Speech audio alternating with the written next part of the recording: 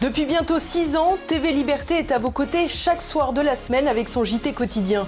Quand France Télévisions dilapide votre redevance, nous nous efforçons de vous présenter une information honnête et objective avec une équipe resserrée et un budget 1500 fois plus petit.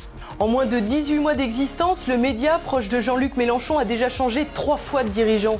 Pendant ce temps, TV Liberté poursuit son chemin avec les mêmes figures, celles qui l'ont façonné depuis la première heure. TV Liberté, c'est une équipe solide qui tient dans la durée grâce à sa volonté de vous réinformer, mais aussi et surtout grâce à vous. Sans publicité, sans mécènes mondialistes, notre travail repose sur votre soutien. Avec des dizaines de milliers d'émissions, des millions de téléspectateurs, des milliers d'invités souvent privés de parole dans les médias subventionnés et des abonnés toujours plus nombreux sur les réseaux sociaux, nous avons créé une véritable communauté qui refuse le politiquement correct. Et si nous relevons le défi, c'est parce que l'on compte sur vous. Et pour continuer, nous avons besoin de vous. Car ensemble, et seulement ensemble, nous sommes solides. Alors soutenez-nous, aidez TV Liberté.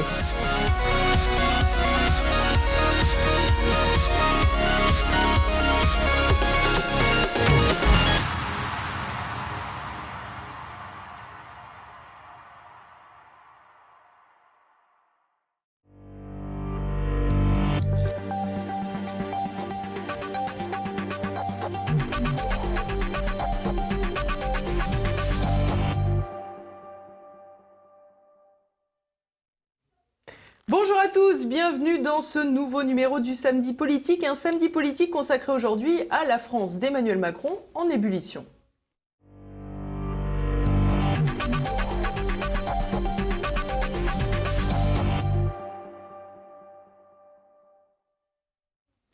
Gilets jaunes, hôpitaux, pompiers et services de transport, la France est à l'arrêt. Évidemment, tout est paralysé depuis le 5 décembre. Pour parler de cette grève générale, je suis avec Régis de Castelnau. Bonjour monsieur. Bonjour madame. Merci d'être avec nous. Alors, pour vous présenter, vous êtes animateur du blog Vue du droit, où vous commettez de nombreux papiers sur l'actualité. Vous êtes évidemment aussi chroniqueur dans plusieurs médias. C'est le cas de Causeur, je crois, Réac-N-Roll. Marianne. Et plus, si affinité. Vous êtes avocat, évidemment, ça faut le préciser, et puis vous êtes orphelin du Parti communiste. C'est une belle expression, du vrai Parti communiste. Du vrai Parti communiste. Alors pour commencer, Régis de Castelnau, évidemment, on va parler de la réforme des retraites, qui fait beaucoup parler d'elle, et qui met beaucoup de monde dans la rue, selon les chiffres, entre 800 000 et 1,5 million de personnes pour ce 5 décembre à Paris et dans toute la France, puisqu'il y a eu des manifestations un peu partout, évidemment pas uniquement à Paris. Comment expliquez-vous qu'il y ait tant de monde contre cette réforme de retraite, alors qu'aujourd'hui, on ne sait pas exactement ce qu'il va y avoir dedans ? La détestation d'Emmanuel Macron. Je pense que ce qui rassemble les gens, c'est cette convergence de la lutte et pas la convergence des luttes. Faut pas se raconter d'histoire. Il y a les hospitaliers, il y a les pompiers, il y a les étudiants, etc. Ils vont faire converger leur lutte, le climat, etc. Non, c'est pas ça. C'est ce pouvoir est aujourd'hui majoritairement détesté. C'est pas seulement rejeté, c'est pas seulement combattu, c'est détesté. Le pouvoir d'Emmanuel Macron est aujourd'hui considéré comme illégitime. Et cette question des retraites, qui est un des éléments de sa feuille de route, et ça les gens le savent, cette question des retraites va cristalliser ce rejet. Ça ne veut pas dire qu'il n'y ait pas des appréhensions, ça ne veut pas dire qu'il n'y ait pas des critiques fondées sur un certain nombre de données techniques concernant ce qui est en train de se profiler, mais les gens ne lui font aucune confiance et au contraire pensent que ce sera quelque chose qui sera à leur désavantage. Et d'ailleurs on le voit sur certaines professions. Alors moi je vais parler des avocats. C'est très simple. Le régime des avocats n'est pas un régime spécial, c'est un régime autonome. C'est-à-dire que ce régime est bénéficiaire et il verse au régime général, il abonde une solidarité qui est quand même de 50 millions d'euros par an, c'est pas rien.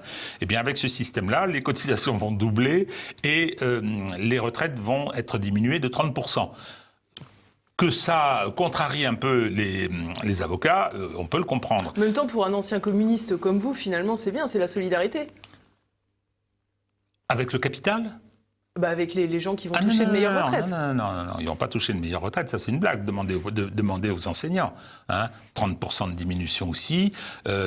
C'est-à-dire que les cas particuliers auxquels à la connaissance desquels on a accès, c'est une régression à chaque fois. Et sauf la veille du 5 décembre, les policiers. À vous, on ne touchera pas. Et puis hier, on se dit quand même, les cadres, ils sont à cheval entre le bloc élitaire et le bloc populaire. On en parlera peut-être un peu plus tard.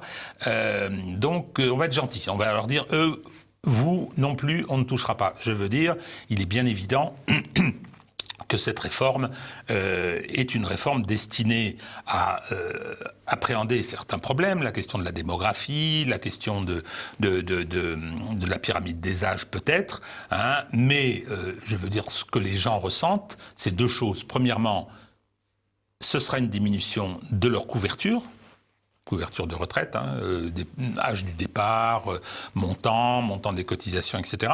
Et deuxièmement, comme ça se passe systématiquement pour les grands services publics, je veux qualifier la retraite d'un grand service public, celui de la solidarité, je veux dire, on va continuer à amocher, affaiblir ce grand service public, et puis on viendra dire, écoutez, débrouillez-vous, allez voir le privé. Donc vous avez déjà les fonds de pension vautours qui sont en attente.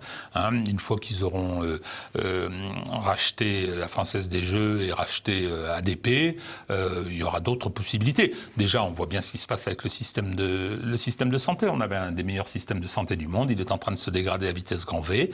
Et tous ces médecins hospitaliers qui faisaient ça par vocation sont en train de partir dans le privé, où la logique ne sera pas celle de la solidarité, mais celle de la rentabilité du capital.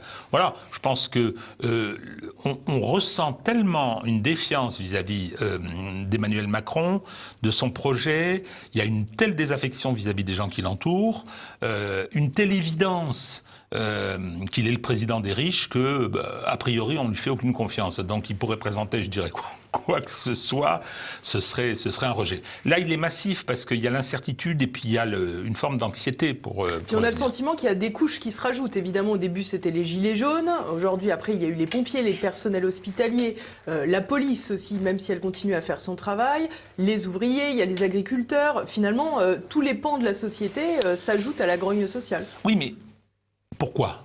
Parce que tous les gens dont vous parlez en sont victimes. Ils en sont victimes. Alors, on parle des pompiers. Il est clair, moi j'ai pas mal travaillé sur la question des SDIS, puisque c'était une compétence départementale, comme la protection de l'enfance. Et clairement, je veux dire, pour être pompier aujourd'hui, il faut avoir une vraie vocation. Donc la question des moyens, la question de la rémunération, du statut social, etc., c'est quelque chose qui est aujourd'hui mis en cause. Ce sont des métiers difficiles, pénibles, pour les articuler avec la vie de famille, pour métier qui n'est pas reconnu comme étant à risque d'ailleurs. En plus. Donc, pardon. Le problème, c'est que lorsqu'ils ont commencé à poser un certain nombre de questions, qu'ils ont utilisé leur droit constitutionnel de manifestation, ils se sont fait matraquer, ils se sont fait défoncer. Alors, c'est réglé cette question. Le conflit entre Macron lui-même, par l'intermédiaire de Castaner et de Didier Lallement, il est réglé. C'est désormais, je veux dire, je ne vais pas utiliser le mot de guerre, on va rester sur le terme conflit, mais ça va être un conflit dur. Et il suffit de voir ce qui s'est passé hier. C'était très intéressant dans les manifestations, parce que les pompiers étaient là partout, dans toute la France. Ils ont été ovationnés. Et à Paris, il y a eu la fameuse petite séquence, puisque M. Lallemand a repris ses bonnes habitudes. C'était pourtant une manifestation syndicale. Donc il a fait place de la République, il a fait nasser, comme on dit aujourd'hui, c'est un néologisme, il a fait fermer cette place, et ceux qui ont cassé cette nasse, ce sont les pompiers qui se sont avancés. Alors ils sont en général assez costauds, ils sont équipés, ils ont des casques, et ils ont avancé vers les policiers. Il y a une vidéo fabuleuse, les mains en l'air et en les agitant comme ça, et les policiers ont été contraints de les laisser passer. Je prenais cet exemple parce que, il y a une remise en cause, il y a une inquiétude pour son avenir, et lorsqu'on l'exprime, c'est la matraque. C'est impressionnant, je veux dire. Arriver à se mettre à dos les pompiers, parce qu'ils ont dérouillé le jour de leur propre manifestation, ce qui explique cette convergence pour, et j'insiste, la lutte, c'est-à-dire que c'est une lutte qui est dirigée contre Macron. Alors, le contexte, c'est pas tellement le contexte en fait, j'utilise ce mot, mais c'est pas le bon. C'est qu'est-ce qui est en train de se passer? On essaye de comprendre. Moi, je vois deux choses. Et je recommande la lecture de deux livres, tiens. Parce que je viens de les lire, hein, et que j'ai trouvé qu'ils m'apportaient un éclairage très intéressant. Il y a naturellement celui de Jérôme Sainte-Marie, hein, Bloc contre Bloc, qui est la dynamique du macronisme, et avec un sous-titre qui était La montée aux extrêmes, et un livre de Romaric Gaudin qui s'appelle La guerre sociale en France. Alors, je vais commencer par celui de Gaudin. Gaudin démontre, à mon avis, une chose importante, c'est que depuis, on va dire, la fin des années 70, on essaie d'imposer en France un modèle néolibéral. Clairement, je pense que c'est une tentative qui avait commencé, je me rappelle très bien, de façon affichée, assumée, entre 86 et 88, dans la première cohabitation. Hein, Jacques Chirac, en bon opportuniste qu'il était, hein, avait dit il faut qu'on soit thatchérien, Reagan a raison, etc., etc. Et donc, on était parti dans cette direction. On sait ce qu'il en a été. Il s'est fait écraser, parce que il s'est fait écraser en 88. Hein. Bien. Donc ensuite, il y en a eu d'autres qui ont essayé, il y a eu, je veux dire, à chaque fois des compositions, des compromis, et ça n'a pas fonctionné. Ça n'a pas fonctionné. Il y a eu des choses qui ont été faites là. Désindustrialisation de notre pays s'est poursuivie. Il y a eu les fonctionnements européens, hein, et l'euro surévalué qui a permis de mettre en place des stratégies d'austérité. Mais imposer ce modèle, c'est-à-dire se débarrasser, faire table rase du passé de l'État-providence qui avait été installé sous ses formes classiques après la Deuxième Guerre mondiale, ça n'a pas marché. On a quand même aujourd'hui un État, on va dire, des charges sociales à la charge de l'État précisément qui sont encore très lourds. Donc on ne peut pas dire aujourd'hui qu'on soit dans un modèle totalement néolibéral ou libéral. Non, on est dans un non, on n'est pas dans un modèle néolibéral parce que justement, il n'a pas été possible jusqu'à présent d'instaurer vraiment le modèle. Le modèle, c'est quoi, hein? C'est que vous avez un système oligarchique qui tient les deux manches d'une tenaille. D'un côté, vous avez le néolibéralisme, c'est la concurrence, c'est l'intérêt général. Hein, on le voit bien d'ailleurs avec l'Europe. Le Code des marchés publics français, c'est quoi? C'est j'impose des procédures pour surveiller l'acheteur, pour pas qu'il soit corrompu. C'est un système de défiance vis-à-vis de l'acheteur public. Le système européen, c'est pas ça. Le système européen, c'est dire on va organiser la concurrence parce que c'est le meilleur prix qui va émerger. Hein, et par conséquent, ce sera conforme à l'intérêt général. Le néolibéralisme, c'est cette première partie de la tenaille, c'est la concurrence. Et l'autre partie, c'est les marchés. C'est les marchés, c'est-à-dire que c'est la rentabilité financière, hein, c'est le capitalisme actionnarial qui fait que aujourd'hui, et contrairement à ce qui se passait, pas seulement en France, hein, quand vous voyez les prélèvements aux États-Unis à l'époque, hein, c'était 90% dans les marges supérieures de la fiscalité sur les revenus. Donc vous avez ce système un peu caricaturé. Le problème avec la France, c'est que c'est un pays particulier, la France. Et le peuple français est particulier. Ça, c'est mon approche. Hein.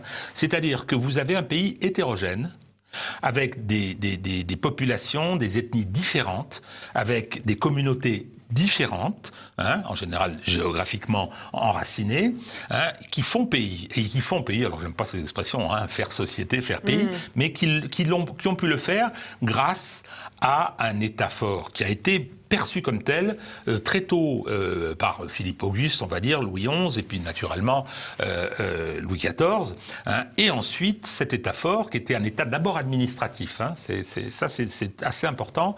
Hein.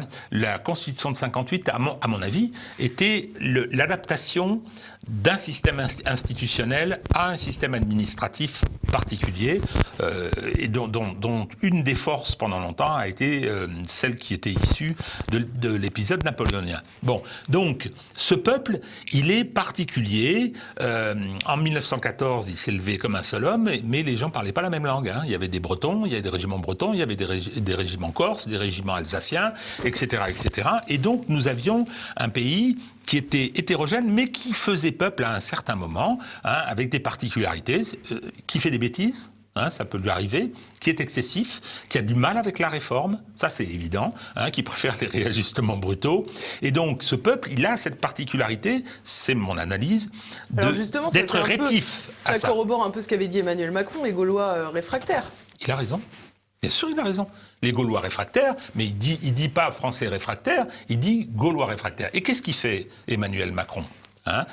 Et là, on passe au livre de Jérôme Sainte-Marie.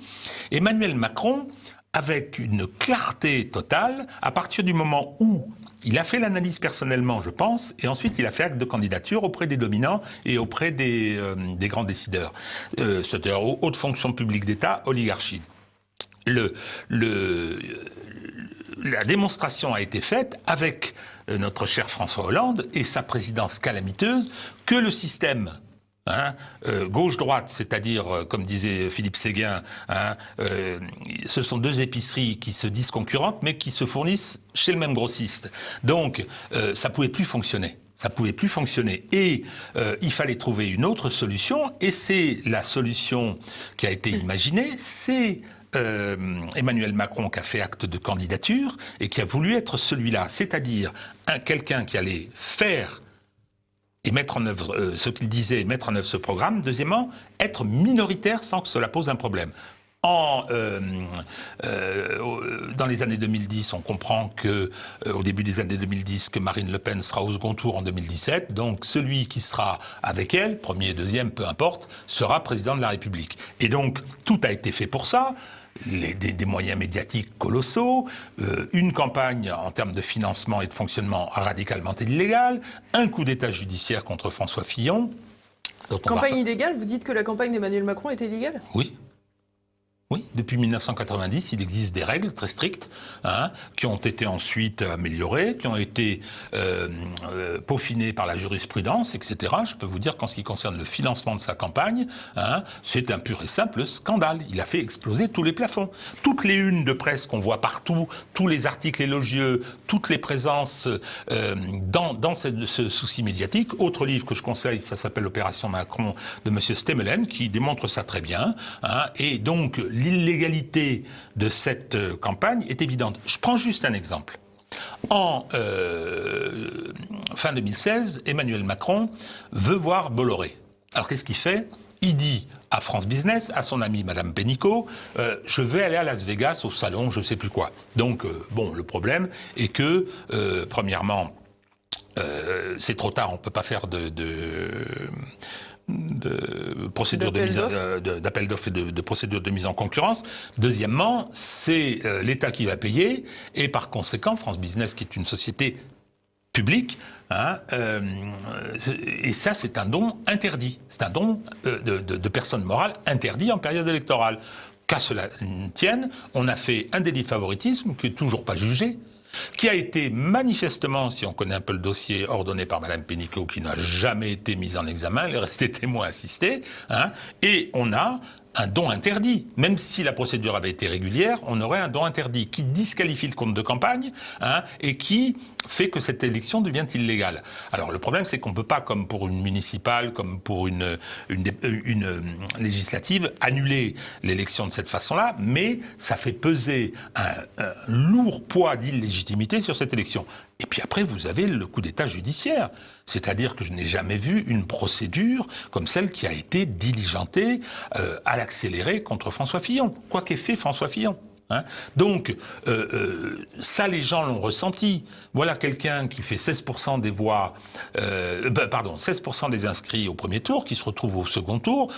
Tout le monde sait bien que s'il n'y avait pas eu l'affaire Fillon, Fillon aurait été avec Marine Le Pen au deuxième tour, et il aurait été président de la République française. Ça n'aurait peut-être pas été une bonne chose, je ne sais pas. Toujours est-il que l'arrivée d'Emmanuel Macron est un calcul, c'est un coût qui est fait, et que lorsqu'on entend les discours d'Emmanuel Macron, par exemple son lancement de campagne en septembre 2016 à la Mutualité, il dit il n'y aura pas de compromis, on va faire tout ça. On ne renoncera pas. Et on le voit bien d'ailleurs dans la suite des opérations, comment ça s'est passé avec les Gilets jaunes. Il a reçu quelques consignes des commanditaires le 10 décembre de l'année dernière pour lâcher, parce qu'ils ont commencé à prendre un peu peur. Puis dès le 31 décembre, il a parlé de la foule haineuse, antisémite, tout ce que vous voulez, et on a déchaîné la répression. Quand je dis déchaîné, alors on parle beaucoup répression policière. J'ai vu que Laetitia Avia avait dit chez Mediapart, devant le regard enamouré de M. Edwy Plenel, qu'il n'y avait pas de violence policière et que si on lui en montrait une seule, elle la condamnerait. Je veux dire, tout est documenté, il y a absolument tout ce qu'il faut, les vidéos, non, etc. Son argumentaire, il est simple, c'est qu'elle considère que comme ça n'a pas été jugé, la justice n'a pas prouvé qu'il y avait violence policière. Parce qu'elle est avocate, cette oui, mais mais ça, c'est un raisonnement qui ne tient pas une seconde. C'est un raisonnement qui ne tient pas une seconde. Vous êtes dans la rue, vous voyez quelqu'un qui se fait renverser par une voiture, le gars passe au rouge, il y aura, tant que le tribunal n'a pas prononcé une décision qui est une vérité judiciaire à conséquences opératoires et normatives, il n'y a pas eu d'accident. Qu'est-ce que ça veut dire ? C'est avilissant d'oser prétendre des choses comme celle-là. Il y a eu 3000 condamnations, 1000 peines de prison ferme prononcées contre les Gilets jaunes. Et je peux vous dire que moi, c'est une de mes fonctions de détailler tout ça, en tant que publiciste, pour pouvoir dire des choses. La clé de la répression macroniste, c'est la justice. Il a 3 piliers pour réprimer. Et il va encore vouloir s'en servir. Il a 3 piliers pour réprimer. C'est le premier, c'est la police, clairement. Le deuxième, c'est les médias. Il a les médias à sa disposition. Et le troisième, c'est la justice, qui est la clé des 2 autres. Les médias, cette partialité devrait être sanctionnée, bien évidemment, et en particulier le service public. Personne ne va bouger, ni le CSA, ni le Conseil d'État. Ils vont trouver tout ça formidable. En revanche, les violences policières, qui devraient les contrôler ? La justice. C'est-à-dire que la justice, elle fait 3 choses. Elle a rallié Emmanuel Macron. On me demande, on m'interroge, je fais des conférences là-dessus. La justice est-elle instrumentalisée par le pouvoir politique ? Je réponds non, elle l'a ralliée. Et c'est-à-dire qu'elle fait 3 choses. La justice, elle protège les amis d'Emmanuel Macron. Deuxièmement, elle réprime ceux qui s'opposent à sa politique, c'est-à-dire les partis d'opposition, et enfin, la répression de masse aux 4 coins de la France, il n'y a aucun problème. En parallèle, alors qu'on devrait contrôler la violence policière, puisque c'est une violence légitime dévoyée, qui est celui qui doit contrôler ces dévoiements? La justice, c'est pas le ministre de l'Intérieur. Lui, il a des procédures disciplinaires possibles. Quand on me parle de l'IGPN, c'est un organe de sanctions disciplinaires, qui fait des enquêtes pour des procédures disciplinaires. C'est la justice qui devrait intervenir, et elle refuse. Quand vous pensez que, tous ces classements sans suite qui tombent tous les jours, ce refus d'informer, c'est assez impressionnant. Donc, pour revenir à ce contexte dans lequel s'inscrit, et c'est tout l'intérêt de ce qui s'est passé hier, dans lequel s'inscrit ce mouvement contre le projet de réforme des retraites, c'est bien ça. Emmanuel Macron a été élu dans des conditions particulière, c'est une forme de hold-up, que je considère, moi, comme illégale et illégitime. Alors, vous pouvez dire que c'est illégal s'il y a une sanction judiciaire. Il n'y en a pas. Il n'y en a pas eu parce que les organes de contrôle n'ont pas bougé. Ceux qui auraient dû faire ce travail, je pense que la Commission nationale des comptes de campagne et le Conseil constitutionnel étaient trop contents d'avaliser ce qui s'est produit quand on sait que c'est présidé par M. Fabius et que les gros bataillons qui entourent Emmanuel Macron sont des socialistes. Le cœur du réacteur macroniste, ce sont les socialistes, et que Alain Juppé, qui était le plus macroniste des LR, a bénéficié pour son ralliement à Macron de cette nomination au Conseil constitutionnel. Mais on a le sentiment qu'il y a un véritable désamour qui s'est installé entre Emmanuel Macron et les Français. On peut dire d'ailleurs que Emmanuel Macron, finalement, est presque à l'origine de ce désamour. C'est presque lui qui l'a provoqué avant même de parler de ses réformes. Et dans ce cas, je vous propose de regarder une petite vidéo qui reprend ces quelques sorties à l'égard des Français, comme les Gaulois réfractaires. Vous n'aimez pas que la France soit bloquée, arrêtez de la bloquer. Voilà. Vous êtes en train de faire peur à votre peur. La meilleure façon de se payer un costard, c'est de travailler. Honnêtement, l'hôtel café restaurant, je traverse la rue, je vous en trouve, ils veulent simplement des gens qui sont prêts à travailler. Et ce peuple luthérien qui a vécu les transformations des dernières décennies n'est pas exactement le Gaulois réfractaire au changement. La politique sociale, regardez. On met un pognon de dingue dans des minima sociaux. Il y en a certains, au lieu de le bordel, il ferait mieux d'aller regarder mais ils ne peuvent pas avoir des postes là-bas, parce qu'il y en a qui ont les qualifications pour le faire. Hein. Et une gare, c'est un lieu où on croise les gens qui réussissent et les gens qui ne sont rien. Les sociétés qui me sont données sur les dossiers que j'ai, il y a la société GAD. Vous savez, cet abattoir. Il y a dans cette société une majorité de femmes. Il y en a qui sont, pour beaucoup, illettrés. S'ils veulent un responsable, il est devant vous. Qu'ils viennent le chercher. Et ce responsable, il répond au peuple français.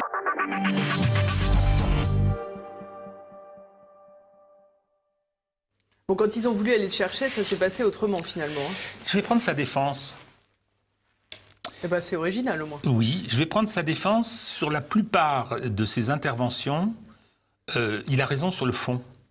Mais comme c'est quelqu'un qui n'est pas éduqué, comme c'est quelqu'un qui ne connaît pas les codes politiques de la communication, quoi qu'il en pense, cette espèce de narcissisme permanent, quand il parle des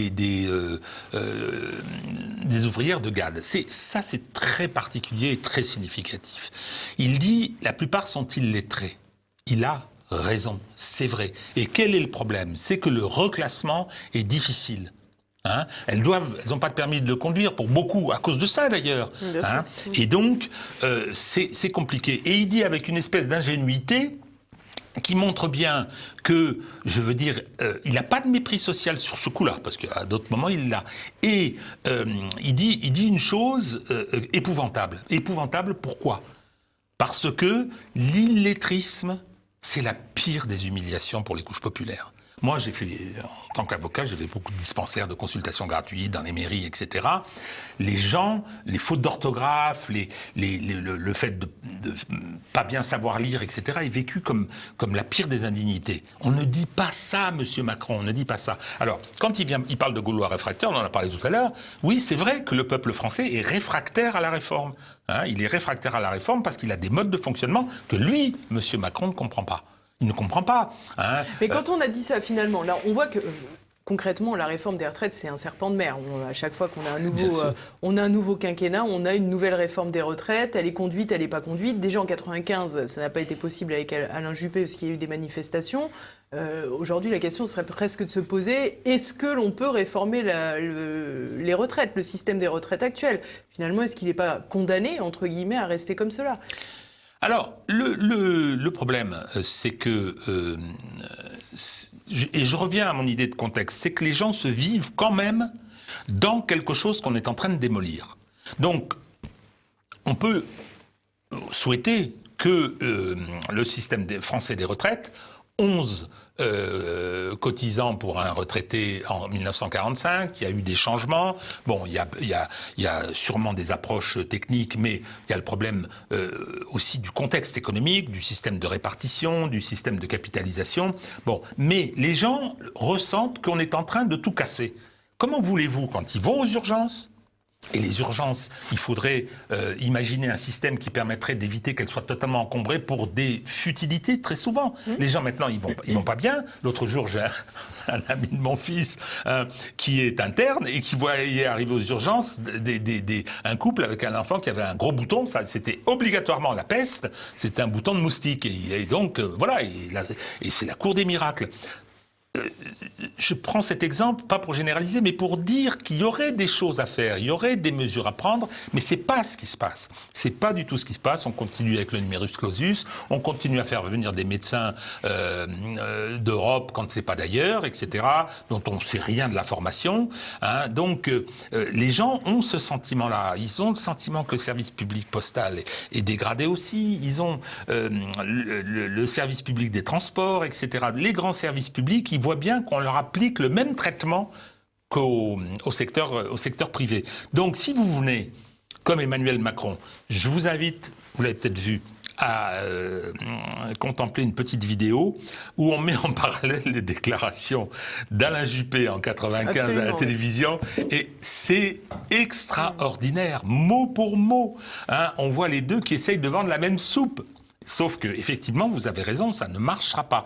Mais le problème qui se pose, qui est plus grave et plus sérieux, c'est que est-ce qu'on peut continuer, disent les tenants de la réforme, à avoir un système boiteux ou un système qui irait dans le mur? Alors là, vous avez plein d'opinions différentes, je n'ai pas les compétences, et puis je suis moins concerné désormais par les systèmes qui seront mis en place avec la clause du grand-père, par exemple. Si on regarde globalement, on voit bien qu'il y a, selon les métiers, des gens qui partent plus ou moins tôt. On a évoqué tout à l'heure le cas des pompiers, qui n'était pas considéré comme un métier à risque, alors qu'il y a de la pénibilité pour les services de transport, y compris pour les gens qui sont dans des bureaux. On voit bien que quand même le système ne fonctionne plus et, son côté, n'est plus égalitaire non plus. Alors ça, moi je veux bien l'histoire de l'égalité. Donc on a mené une campagne contre les régimes spéciaux, etc. C'est assez démagogique, etc. Mais c'est pas ça le problème, je pense.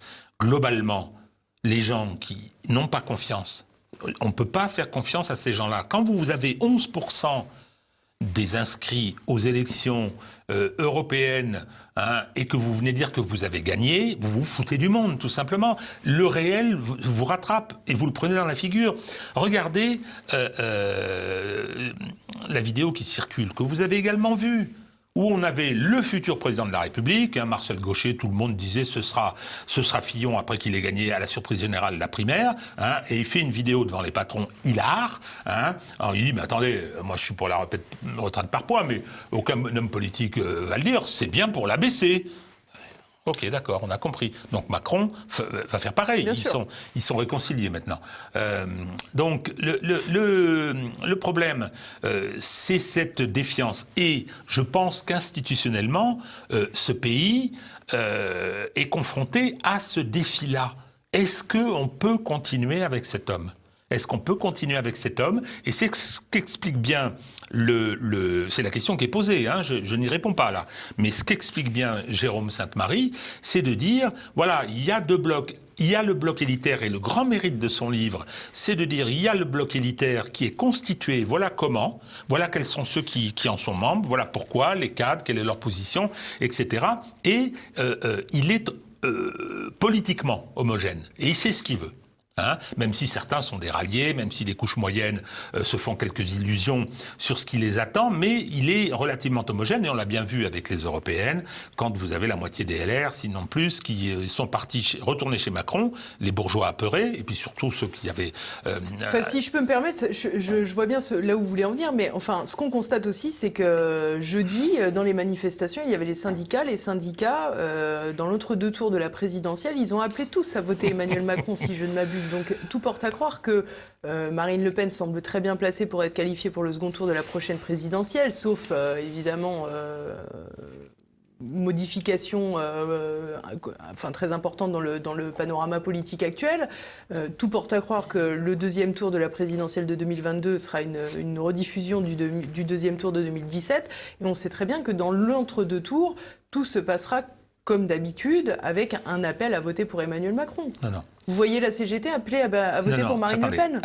Attendez, j'allais venir, quand vous me posez cette question, là c'est une très bonne orientation que vous donnez, parce que vous posez... Oui, si. Trop aimable. Parce que j'ai plein de réponses à vous fournir là-dessus. Donc, le bloc élitaire, je viens d'en parler. Le bloc populaire, il est en voie de constitution. Il est très hétérogène, il n'y a plus d'expression politique. Scrutin d'un jour, le père Mélenchon, il fait 20%, hop, il se retrouve avec Manon Aubry, calamité ambulante, il se retrouve à 6%. Et puis un coup il fait ci, un coup il fait ça. Il n'a pas pu effectivement ne pas céder au gauchisme culturel, ce qui l'isole. Il va à la manifestation du 10 novembre, ce qui est une catastrophe. En même temps, il prend des positions intéressantes. Hein. Donc, il a notamment soulevé que Marine Le Pen avait appelé à manifester le 5 décembre et s'en est félicité. Je vais y revenir. Parce que c'est très intéressant et je vais dire presque très important. Mais le problème, c'est que bon, comme il est quand même pas mal erratique en ce moment, je ne sais pas si on peut en tirer des conclusions importantes. Mais, ce qui est clair, c'est que les syndicats, qu'est-ce qu'ils ont fait? Les syndicats, la CGT essentiellement, puis d'autres, hein, la CFDT dit non, on ne va pas marcher contre une réforme avec laquelle on est d'accord. Hein, donc toujours aussi jaune, mais sans gilet. Donc la CGT, qu'est-ce qu'ils ont fait? Ils ont financé depuis 2 ans. Moi, j'avais fait un débat au début des Gilets jaunes avec le secrétaire général de la Fédération des services publics. C'était impressionnant. Hein, il biaisait, il voulait pas, etc. Donc il y a eu un vrai problème par rapport à ce mouvement spontané. Vous savez, les syndicats, ils aiment pas trop. Hein, non, que les choses leur échappent. Et je les comprends, c'est normal. Ce sont des structures, il y a des bureaucraties, ils ont besoin de se reproduire, hein, et ils aiment bien maîtriser les choses et les diriger. C'est même leur raison d'être, quelque part. Hein. Donc, le problème, c'est que là, la CGT a fait ce qu'elle devait, et c'est très important. Elle a fixé le 5 décembre, elle a fixé l'objectif, c'est-à-dire lutter contre ce projet de réforme des retraites, hein, et bloquer le pays. Non, compétence toute particulière de la CGT. Non, je crois pas que ce soit ça, parce que cette présentation, ça a été celle de tous les médias mainstream. Et hier, il y avait un monsieur Cordelier dans Le Point qui disait Édouard Philippe 1, Martinez 0, il n'a pas réussi à bloquer le pays. C'est pas ça la question. Personne n'a pensé que le pays allait être bloqué. Et c'est fini les grandes structures, EDF, les grands services publics. Enfin, quand on a besoin du métro dans Paris, c'est quand même compliqué. Mais attendez, oui. Il y a des trottinettes, hein, c'est vrai. Oui, sauf que Extinction Rébellion les a sabotés. 3600 ont été sabotés. Bon, la petite bourgeoisie, quand il y a une bêtise à faire, elle y va en courant. Non, ce que je veux dire, c'est que cette date, ils ont fait leur boulot à cette occasion, et les gens vont s'en emparer. Les pompiers, les étudiants sont venus quand même hier, etc. Et c'est ce précipité qui commence à prendre. Où est-ce qu'il va? Je ne sais pas, mais pour répondre à ce que vous dites, concernant la déclaration de Mélenchon, moi j'étais stupéfait. Parce qu'il a passé son temps à critiquer Marine Le Pen depuis 2 ans, à la traiter quasiment de fasciste quand c'était pas de nazi, enfin lui ou son entourage. Enfin, il s'est pas dérangé pour le faire non plus dans cette déclaration-là, hein, en se félicitant qu'elle appelle à manifester, oui, mais qu'elle se détourne de ses premières amours, en somme. Non, c'était plus subtil que ça. C'était franchement moins subtil que ça. Non, c'est-à-dire que immigration, diversion. Revenons au social. Et je pense que c'est pas une mauvaise idée, parce que je m'interroge sur la façon dont les médias, le pouvoir a instrumentalisé toute la phase qui vient de se dérouler autour du voile, etc. Personnellement, j'ai des positions extrêmement critiques sur l'islam politique, que je pense qu'il faut le combattre. Mais il y a eu, tout d'un coup, on a énormément parlé de ça. Et donc, ce que dit Mélenchon, il dit, voilà, elle se détourne de ce qui fait son fonds de commerce, il ne le dit pas dans ces termes, hein, et elle vient sur le social, et ça c'est une bonne chose. Moi je trouve ça assez impressionnant. Alors, pour le reste, concernant 2022, Marine Le Pen, non seulement fait 35% en 2017, c'est-à-dire qu'il y a un écart de 30 points, hein, si je ne m'abuse, 65-35, et en plus elle se ridiculise au débat. Elle se ridiculise, moyennant quoi elle remonte sur sa bête, elle fait preuve d'une résilience assez extraordinaire, et elle est première, elle gagne, entre guillemets gagner, les européennes.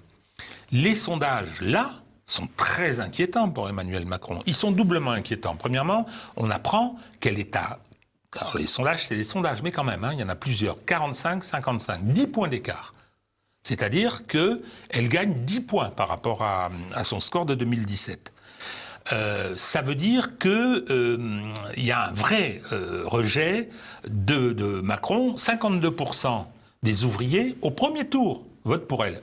Mon cher Parti communiste, il n'a jamais eu ce score-là chez les ouvriers, jamais. Donc, il se passe quelque chose. Bon, est-ce qu'elle est susceptible de gagner ? Parce qu'elle est quand même très isolée. Si, à 3 mois de la présidentielle de 2022, effectivement, se dessine ce nouvel affrontement et qu'elle est annoncée à 48 dans les sondages, je peux vous dire que ça va changer beaucoup de choses. Il va y avoir des dynamiques qui vont se créer et on peut faire confiance à tout un tas de gens qui n'ont qu'une envie, c'est d'aller à la gamelle, que là, il va y avoir du changement. Déjà, moi, j'ai vu des petites choses dans la haute fonction publique d'État, dans d'autres milieux qui commencent un petit peu à se gratter la tête. Mais voyez ce qui se passe chez LR. Hein. Donc là, ils vont virer, comment est-ce qu'il s'appelle ? Éric Tegner ? Tegner, alors qu'il avait donné des gages la semaine dernière, donc il y a une vraie stratégie, semble-t-il, de Jacob pour ramener les LR à la Macronie, mais bon, il se passe des choses. Le deuxième danger, c'est pour Emmanuel Macron, c'est que c'est un mauvais candidat. Dans les études dont je vous parle... déjà, c'est un candidat sortant. Par définition. Déjà, on sait ce qui en est advenu des précédents candidats sortants. Mais n'oublions pas que, je veux dire, l'étude dont je parle, qui met Marine Le Pen à 45%, 60% des sondés pensent que Macron ne sera pas réélu. Tous les sondeurs vous diront, c'est comment dire, un avis performatif, c'est-à-dire que les gens ne souhaitent pas qu'il soit réélu. 60%. Est-ce qu'à ce moment-là, ça ne va pas être un vrai problème pour Macron, qui est le mauvais candidat, l'erreur de casting? Parce que, je veux dire, avec le capital qu'il avait, avec cette dynamique qui s'était créée, arriver à ce point à se rendre détestable, à s'entourer d'une bande de gangsters d'un côté, d'imbéciles de l'autre, enfin, je veux dire, vous avez vu hier Sibeth Ndiaye. Je veux dire, sur France 2, c'est y compris dans sa dégaine, sa façon de parler, sa façon de s'habiller. Elle vient en pyjama à la télévision française, elle est ministre, enfin voyons.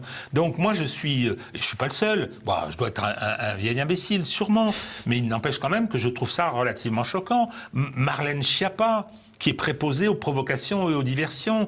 Benalla qui continue à traîner là et qui annonce qu'il va être candidat à Saint-Denis. Mais qu'est-ce que c'est que ce Castaner je m'arrête là.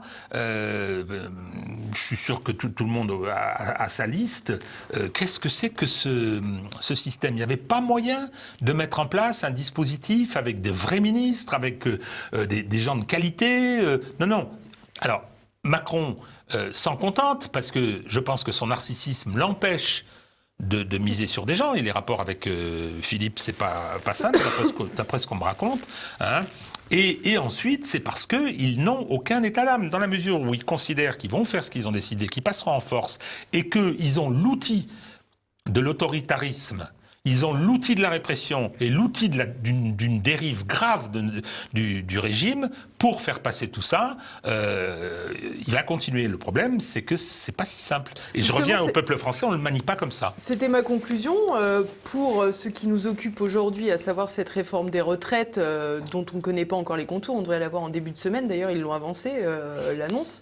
Qu'est-ce que vous pensez qui va arriver? Est-ce que il va y avoir un genre de compromis avec les syndicats qui ne satisfera peut-être d'ailleurs pas le peuple et les manifestants qui étaient dans la rue le 5 décembre. Est-ce qu'au contraire, Macron va décider d'aller au bout de son idée, ou est-ce qu'il va complètement rétropédaler?